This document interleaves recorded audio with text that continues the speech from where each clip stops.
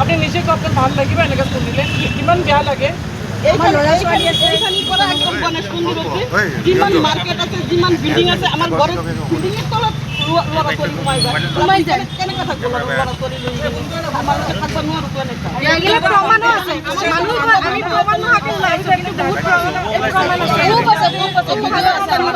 ৰাজধানী হয় নেকি এনেকুৱা অসমৰ ৰাজধানী এনেকুৱা হয় বেলেগ বেলেগ তলতে দোকান খুলি ৰাখে তো মানুহবিলাকে এনেকুৱা আৰু যি ব্যৱহাৰ কৰিব नहीं दादा ये यहाँ मानव बिजनेस बनाई दिसे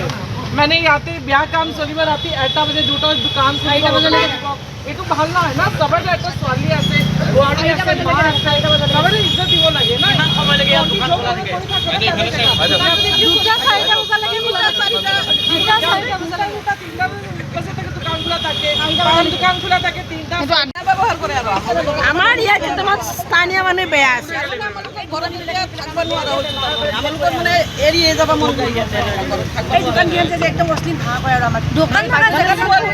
চাব নোৱাৰোঁ ল'ৰা লোকৰ পিনে চাব নোৱাৰোঁ ইয়াতে পুৰা ভৰ্তি হৈ যায় বিল্ডিঙৰ তলত ল'ৰা ছোৱালী গোটাই সোমাই যায় সেনেকৈ গোটাই যিমান আছে ল'ৰা ছোৱালী বিল্ডিঙৰ ভিতৰতে সোমাই যায় মাৰ্কেটত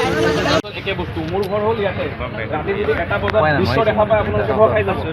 ভিৰ হৈ থাকে দুৰ্গা পূজাত যেনেকৈ মানুহ হৈ থাকে বিহুত যেনেকৈ মানুহ হৈ থাকে ছেম দুৰ্গা পূজাত বিহুৰ নিচিনা মানুহ হৈ ল'ৰা ছোৱালীৰ পৰীক্ষা আছে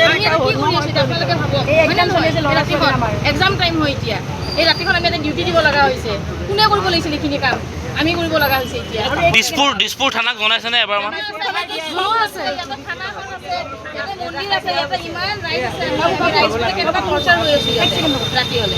দিছপুৰ থানাই কি কৈছে যিকোনো খবৰৰ বাবে যোগাযোগ কৰক আমাৰ এই নম্বৰত 9181 307 221